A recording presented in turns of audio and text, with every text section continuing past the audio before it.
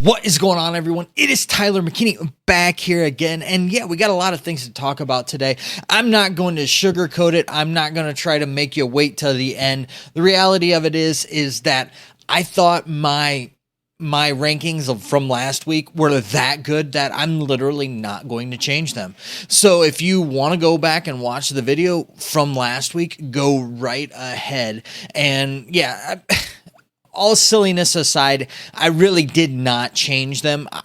The way that they fell, the way that they are, I'm keeping them the way that I had them from last week. And we'll go through and break it down a little bit more, but there's kind of some more important things that I do want to get to because a lot of information's out there, and I think that we really need to talk about it. First and foremost is that shout out to Taylor Heinicke.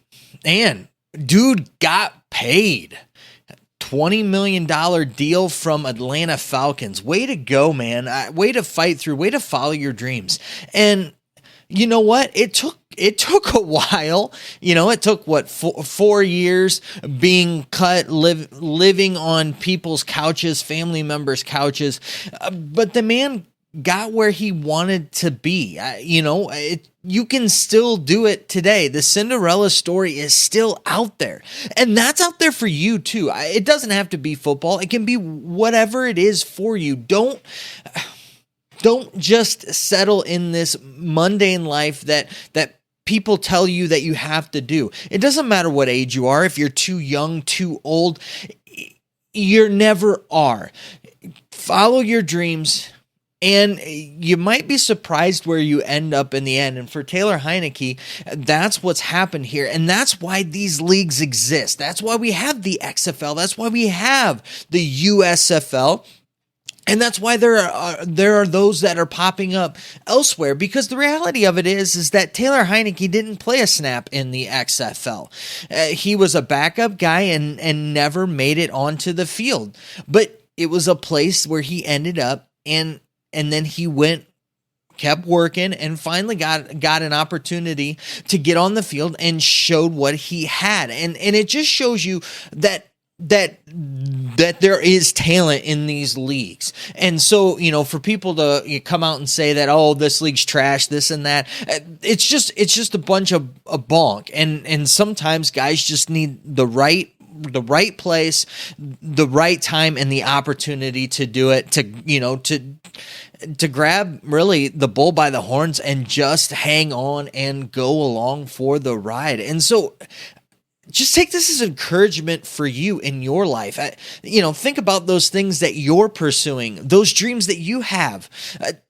Put the work in there, but follow them. Don't let the status quo or this or that dictate what you're going to do. Be you. And I kind of went a little bit long in the tooth with that, but that's what this stuff is all about, is following your dreams and making them happen. I still truly feel like that you can still do that in this world in which we live. So go out and go grab it. And speaking of these leagues, information's been coming out. MLFB's been putting stuff back out there again, and I'm just being honest. For me, I'm really soured on the league. I could really care less what they have to say. I could care less what Frank Murtha, the whatever CEO of the league, has to say. Yes, the other leagues have done players wrong. It just felt wrong and dirty the whole way around with it, and how they've been taking people's money and trying to get investments. And I don't know the situation. I don't know people personally. Before I get too excited about anything with them, I'm just going to sit on that. So there's that with it. However, there's one league that is intriguing me right now that isn't the XFL or the USFL. And Gollum, I do want to thank you for bringing this up. Listen, I've said it before, and I'm going to say it again. You guys are amazing. You guys are awesome. You pick up on a lot of things that I miss out on a lot of times, and you guys keep me up to speed. So thank you, and Gollum, thank you for this. But without further ado, I want to talk about the United Football League. And yes, it's the same United Football League from back in 2012. Pretty cool. So they've got, I'm not going to go into a whole lot of detail with it. I'm still trying to kind of figure out and get a feel for it. It's kind of neat. What they've got going on, they're going to be kind of starting up later, kind of like the USFL. But they've got, let's see here, 1, 2, so what, like 14 teams. Right now, so it looks pretty cool. Definitely not as much put into it as the XFL and the USFL. I'm kind of just looking to see, more and more as more comes out with it, but they've got rosters. They've got some pretty cool logos. If you haven't, go ahead and check them out. I think that this is going to be an interesting league to kind of keep an eye on. Now, turning to kind of what we're going to be talking about here, and it's my weekly rankings, my power rankings, and that with it.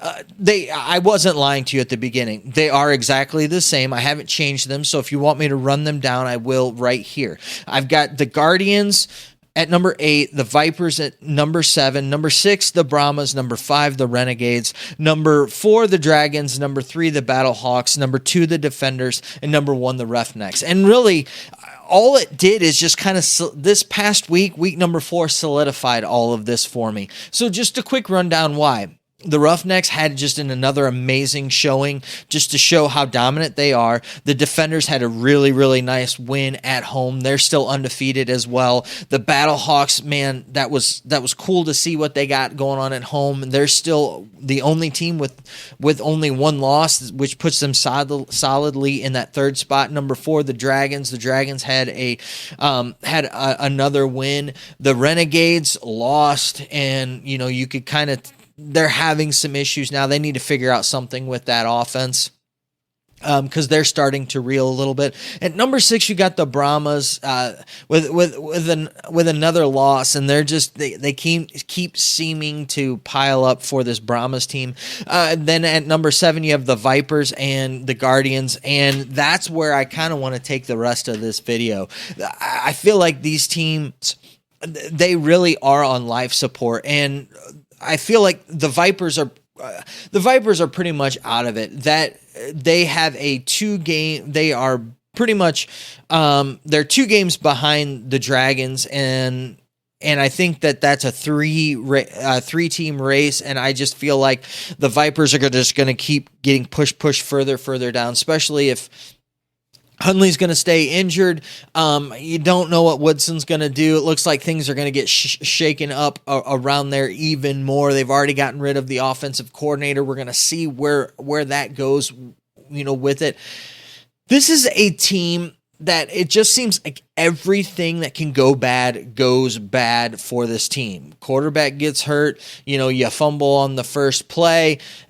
The list goes on, and it's like it's a toss-up between them and the Guardians on who really is the worst team, because they both have had like terrible luck. I mean, the Guardians, you throw a backwards pass, the guy misses it, bounces right off of him, right into the defender's hand, runs it back for a touchdown, easy score, and all of a sudden now you're down by 2 scores really super early on in the game. So you see these type of things that are happening, and both of these teams are really hurting themselves with just being undisciplined when it comes to penalties, stupid penalties. The Vipers, I mean, I don't know how many times if they just wouldn't have committed the penalty that they would have gotten off the field and got the ball back to their offense. And so when you start to see these things add up, it starts out slow, and then it really, really does pick up with it. The Guardians kind of the same way. This is a team that actually has started most of the games off fairly decent, whereas the Vipers, not so much every time, but the Guardians, it seems like, they'll start off decent. Now this past week, they just got steamrolled. But, started off decent, and then things just fall apart on it. And you could tell, both Woodson and Buckley are having a hard time with trying to figure out how to coach this, how to be, the head coach in this situation and really take the reins on things and kind of mold and shape things how you're wanting it. And you can see that unfold because we get an all access look at things from the XFL to where the Guardians, believe it or not, I mean, they have a real outside chance, and the only reason why they have a real outside chance is because the Renegades are reeling.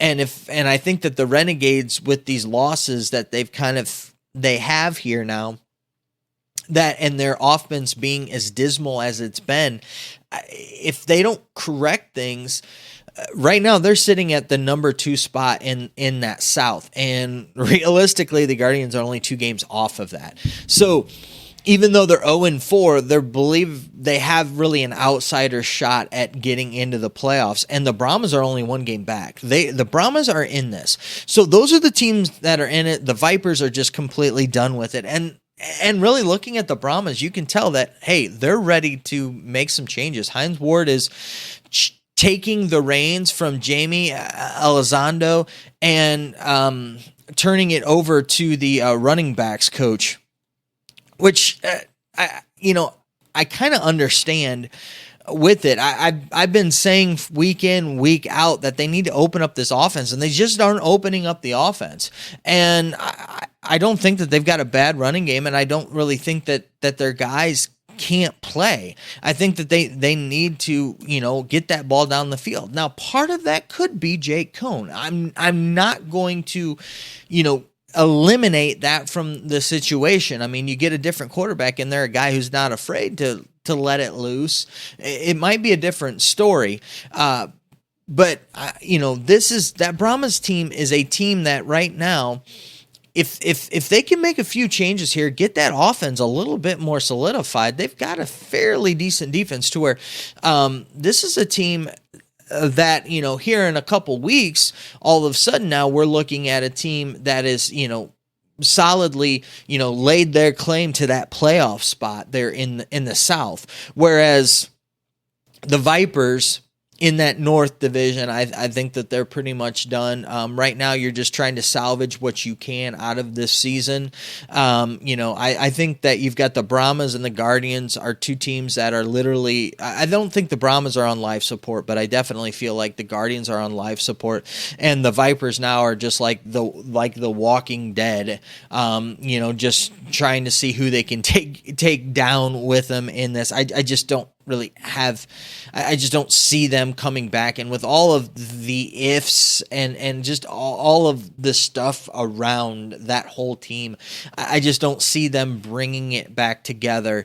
And I mean, even to right now, I'm even wondering if Woodson will even be back as the coach next year. That's how bad things are. Buckley, I think, still has, like I said, on life support, but has a chance to the team has a chance to come out of this coma, especially if they can get a couple of things together. And looking at things, Paxton Lynch, his stats don't look too bad. I think that part of the problem that they have is I've been watching some film on them and really trying to figure out exactly what all's going on, because I do think that they really do have a shot. The Brahmas, they need to open up that offense. That's kind of what I figured, and I think that Hines Ward kind of gets it.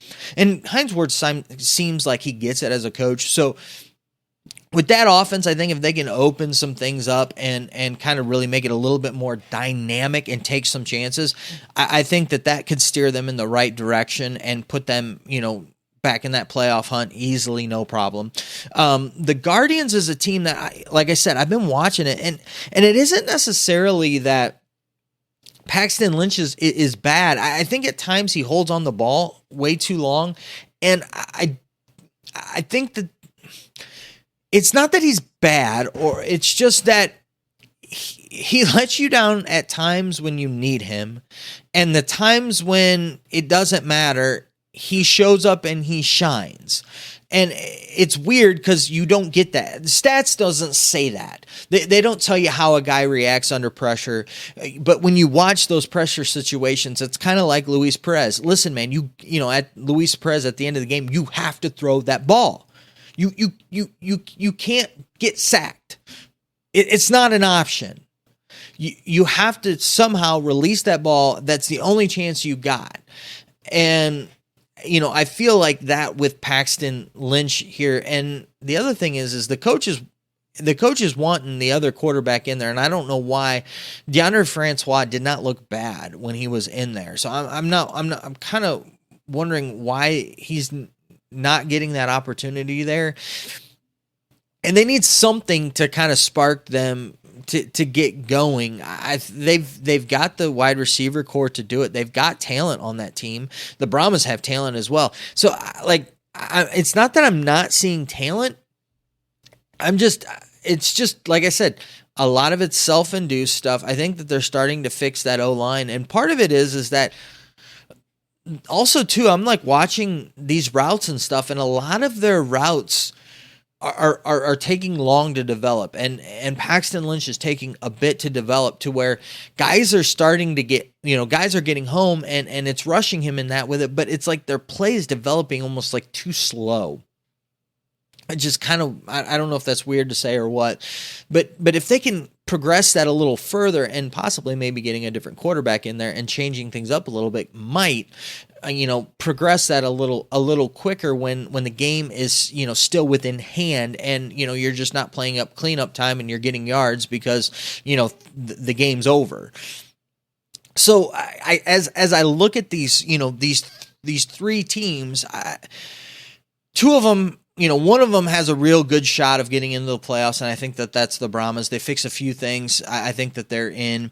The Guardians have a real outside chance, and I don't feel like the Vipers have a chance at all. But that's just kind of like my thought process of trying to break this thing down and kind of figure it out. That's kind of where I see things. As always, I want to know what you think down in the comment section. Let me know what you think down there, and we'll continue the conversation on down there as well. All right, guys, listen, I know that you're busy, and I know that I'm busy, so let's get on out of here. You have a good night. Bye.